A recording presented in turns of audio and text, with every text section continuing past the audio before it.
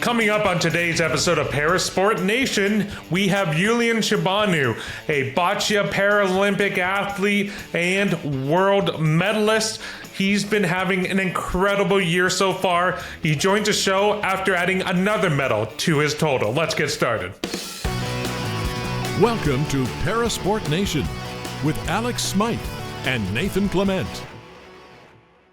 Welcome in to Parasport Nation. I'm your host, Alex Smyth, as always joined by co-host Nathan Clement. Nathan, it's another great day in the sports world. Lots to talk about, and we got a bona fide star joining the program later. It's pretty exciting. It's an amazing time as there's a lot going on in the parasport world and a lot that's just happened in September, October, and as we drift into November now, there's still so much happening and so many exciting things to come, especially when that calendar flips to 2026. But on your and mine calendar was a little hockey tournament going on in Czechia this past week. Yeah, the International Para Hockey Cup. You know, this was a pretty significant tune-up as we get ourselves prepared and ready for Milano Cortina in March. And Team Canada's para hockey team, like every other para hockey tournament, went up against the U.S. and unfortunately they fell short 3-0 to claim silver at the competition. It's just so tough. You want to see them be able to break through and take down the Americans, Nathan. But, you know, that just means when the lights are at their brightest and the competition is at its highest level in the Paralympics, it's going to be ripe for an upset. That's how I'm focusing the results of the silver for Team Canada. That's how I see it too. Like a movie, we're in the second act right now where we've had our losses, we've had our defeat, and now we're going to get into that final third act where hopefully Canada is going to get that crown, it's going to get that win. But overall, like you go through the round robin play and to open the tournament, it was Canada and the US.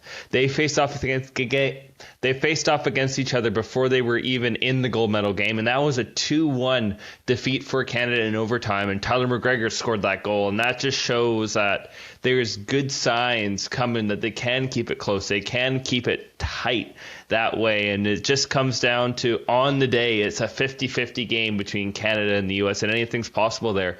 But my big takeaways from following the tournament is Canada's had a rotation of goaltenders. Kingsmill came in later on in the tournament, but they really rotated through Corbin Watson and other players on the team, and even Greg Westlake made his official return to the ice post-retirement. So it's exciting times ahead, I really think, where that 3-0 gold medal result isn't going to be the final indicators. This is a really tight, close matchup. Yeah, exactly. It could be one or two bounces is going to make all the difference. And, you know, the Americans came to play. They earned that gold medal. But, you know, the Canadians are going to be hungry as we make our way into 2026. But speaking of being hungry and having a competitive fire, I think our next guest is the embodiment of that. Iulian Ciobanu is a member of the BC4 Team Canada Boccia team.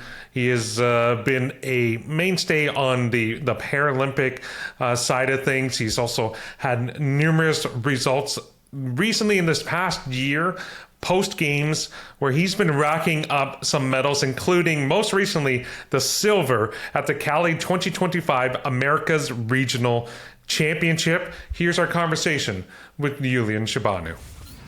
Iulian, thank you so much for joining us today. Thank you for having me.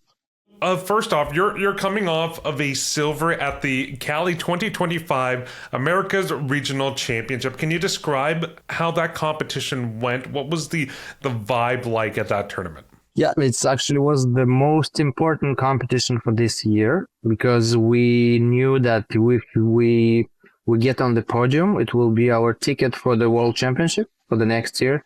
So it was the most important competition. We had already 2 competitions this year. We have another one in 2 weeks, but this one was really important. So we get there with a great idea, with a well-described idea and our match plan, how to work, what to do there. because we had one of the best team in the world there. So we lose against them for the gold, but we finished second, and the podium, it means for us qualification for the next year.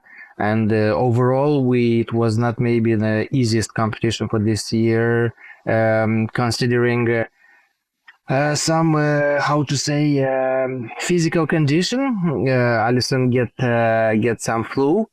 In this competition, we were not at the top, but we were able to get to the final. So we get it. We have done what they expect from us, our coaches, of course, and we are really happy for our results for this competition. Iulian, it's great having you on, and thank you for joining us. In April this past year in 2025, you picked up some hardware as well in South America, in Santiago at the World Challenger down there, where you won double gold in the individual and pairs. What was that competition like? And kind of take us through that tournament that led to your success and your team's success. It was really great. It was. It's been a while that I was played on challengers, so my opponents were not the toppest opponents, and expectation was to win a medal there, but we get two, and I get one individual gold medal. I win all my matches, and we also win all our matches in the pairs with Alison. So was not a difficult competition, but was important to start well the beginning of the year, the season, and we did it very well. It was and it was also it was a challenger with some athletes from other countries, but most of them were from the South America, North America. So was also a little bit of preparation for this competition that we had in Cali, because over there we had also the South America countries participating in this competition. You've clearly bounced back this season, this year, with some really strong performances throughout the year. How hard was it for you? Because this is the first time we've had a chance to chat with you since Paris, and there was, I'm sure, on your end, a bit of disappointment from the results coming up a bit short in the Paralympic Games. But how were you able to kind of reset, refocus, and put your attention towards this quadrennial and find some early success early on in this rotation? Yeah, but you see, even after Paris, for me, was not like done. It was just a competition like any else competition, other competition. But for me, this competition, Paris, when I'm going on the court, it's the same feeling when I'm playing in other type of World Cups or challengers. It's the same thing. It's just because we have maybe more camera on us and more attention. It's more like an event, prestigious event. But for me on the court is the same thing. So when I'm getting on the court, it doesn't matter World Championship, Paris, another Paralympic Games. For me, it's the same thing. I'm playing I have a lot of pleasure to play the game that I'm practicing Boccia. So for me, it's after the Paris, it was like, okay, when is the next competition? We get just I'm just excited each time when I'm going to play someone. Doesn't matter at training or at competition. So it's the pleasure to play. It's giving me more the motivation, the principle. Boost for me. It's I'm having fun when I'm playing. So because of that, for me was like, okay, when is the next competition? When I knew that it will be 4 competition for this year, I was of course excited to start. And then we had, after Chile, we had like 4 or 5 months, 4 months pause, if I can say. But then we start with the Seoul, another competition, our World Cup, where we win. I have won 2 it's a World Cup when I win 2 bronze medal in individual and pairs, and then the regional championship. But it's not finished. We have another one. Being in the BC4 classification, you play often in individual pairs and even some team events in the past. How do you prepare for all those different styles of play? And have you noticed that being an individual player and pairs players helped you on both sides of the game or both parts of Boccia? Yes, actually, when I started to play Boccia, I was a lot more focused on individual because already we had a pair team, so I was not really focused to do performance in individual. But after a couple of years, when I started to play pairs and I started to have more good results in pairs, I switched for the pairs more than for the individual. After a couple of years in pairs, many medals bring home. I don't know how it happens, but I start to have more medals in regularly bring medals in individual. So I don't know what is the switch. I like maybe I like more playing pairs, and for me was the transition from the pairs to individual more natural to get more confident and to be more confident and play really well.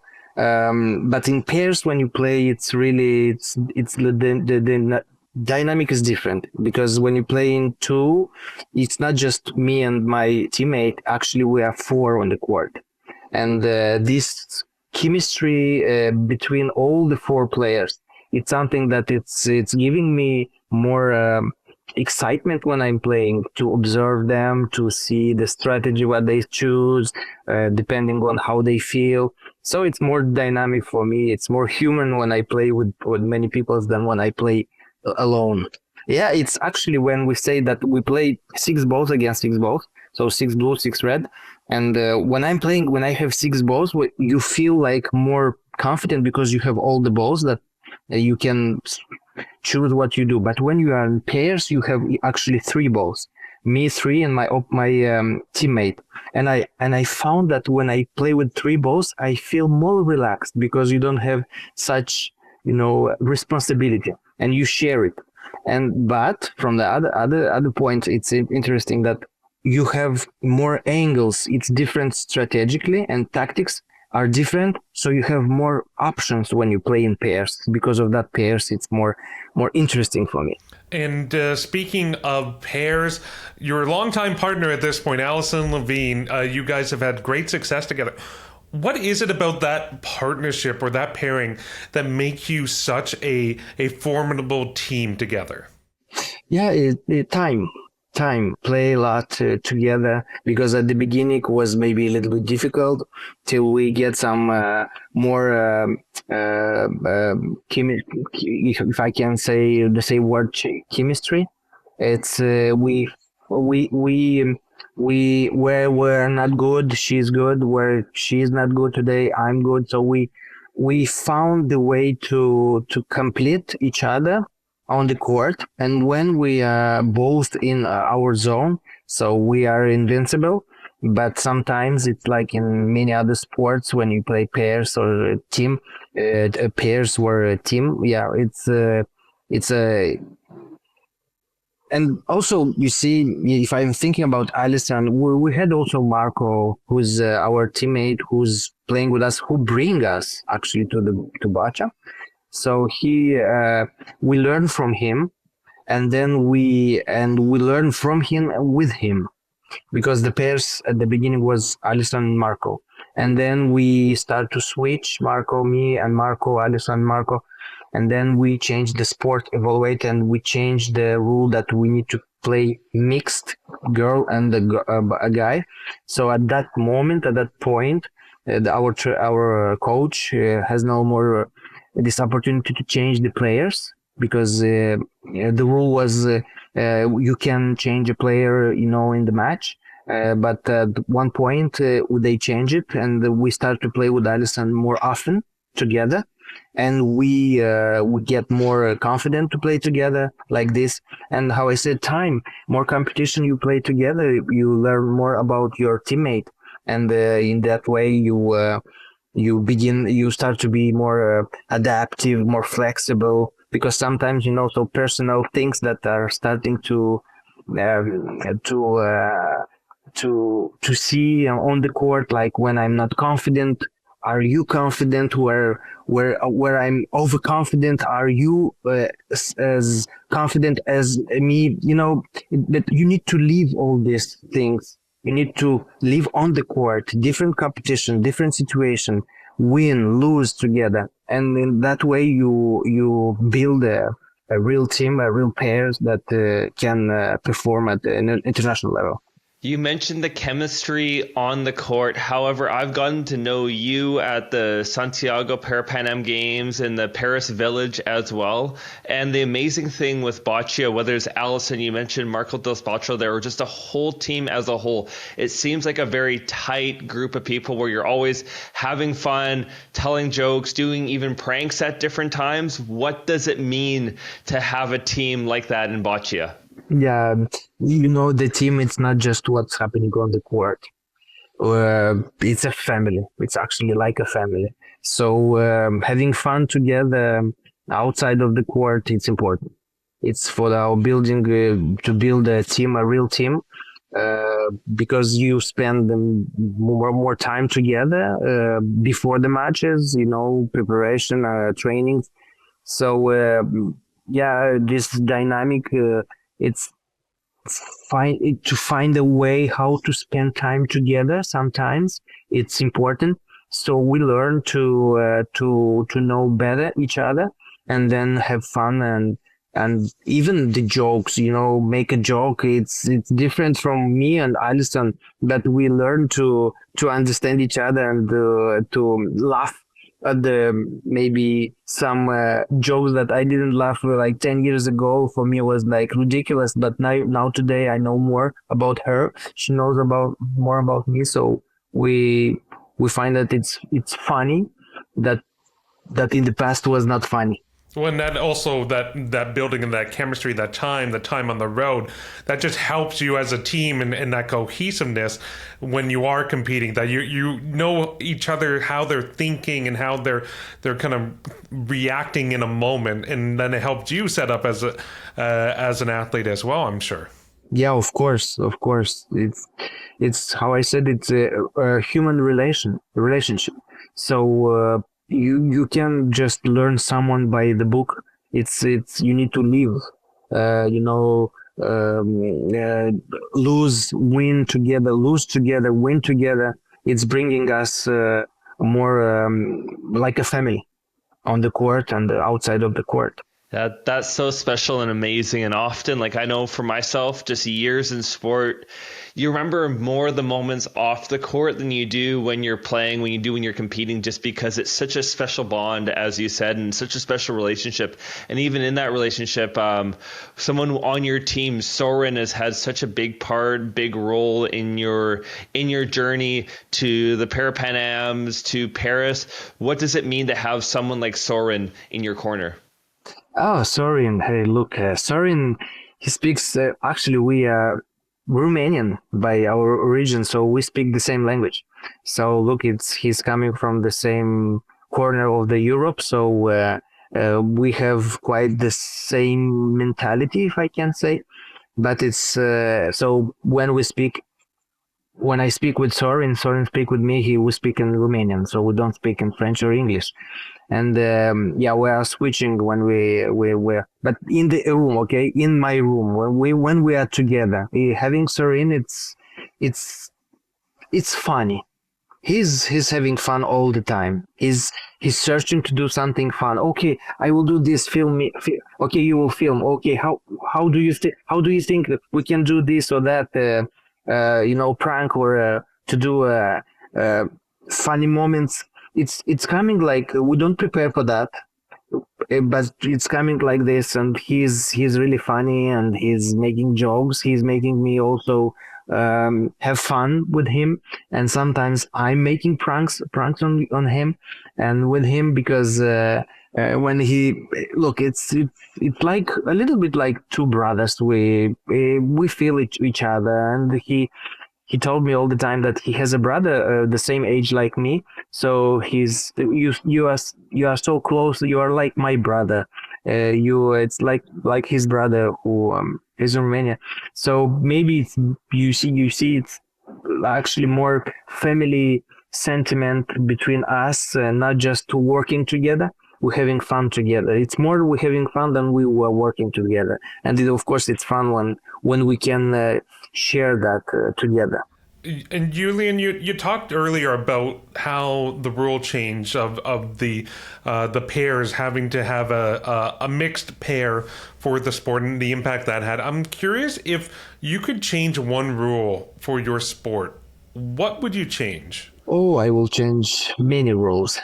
I'm quite to make a game more simple and more spectacular for the people who's watching, because sometimes watching, how someone is playing chess, it's interesting, but not for all the people. So from my point of view, it's making a sport more easily to understand, and having fun watching that, it's important. So I would like to change many rules in my sport to make it more easy to understand, because, for example, to change it, make it closer to the curling.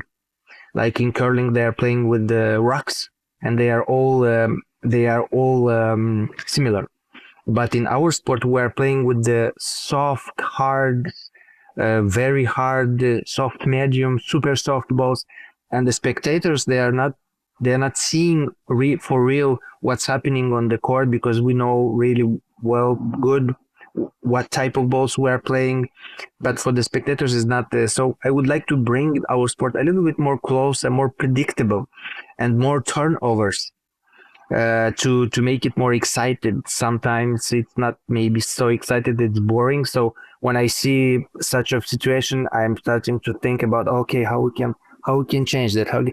But of course, it's not so easy to change a sport, change a rule. You need to pass through many debates to prove that change can bring something good for the sport. So yeah, for example, how I said, balls, the equipment, to impact the game and to make it more interesting. Iulian, you've been able to travel to so many amazing locations and get to go to so many different places. And this is one of our favorite questions to ask athletes on this program.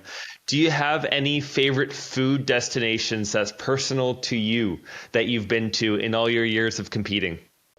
Food destination. We were in Korea this year, and really I like the food from Korea, but I'm not so spoiled about what I like on the. I enjoying each time when I'm going to another country. I'm enjoying to taste what it's not common. Also, all food it's good, but depends on how you eat with what you will mix it to. I don't know, and also with whom you will take your breakfast. If you're taking with your friends, or you are alone, the food tastes differently. Also, depending on the people with whom you are eating. So look, the maybe in Paris. No, in Paris, if I trying to remember. Yeah, the muffin from chocolate muffin, the from Paris, yeah, was really good. But Peru also was good. I don't know. It's difficult. You see, it's all the food I like. I like all the food. It depending on whom I'm eating and how the food is. But Korea, okay. If I choose Korea, Japan, yeah, it was really good. Really good. I taste some food that I never tasted in my life there. Well, that's a great response, Julian. We'll have to leave things there. Thank you so much for taking the time chatting with us. We really appreciate it. And best of luck on your next upcoming competitions. Thank you very much. And I wish you all the best. And thank you for having me. And that was our conversation with Iulian.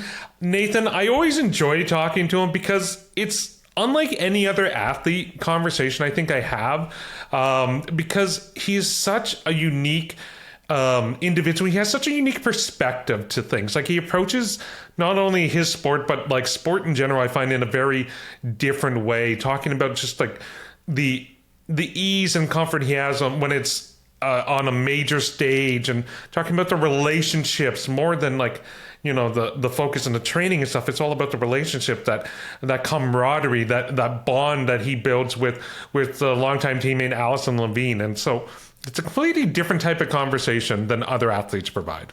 Yeah, like I've really gotten to meet him and know him in villages and in different games environments. And him, Allison, it's a fun environment. That camaraderie really shines. And I mentioned it in the interview too. Is just how everyone is so tight and close knit in that program and on that team. And he has such a beautiful way of looking at that sport, having the fun, having that enjoyment.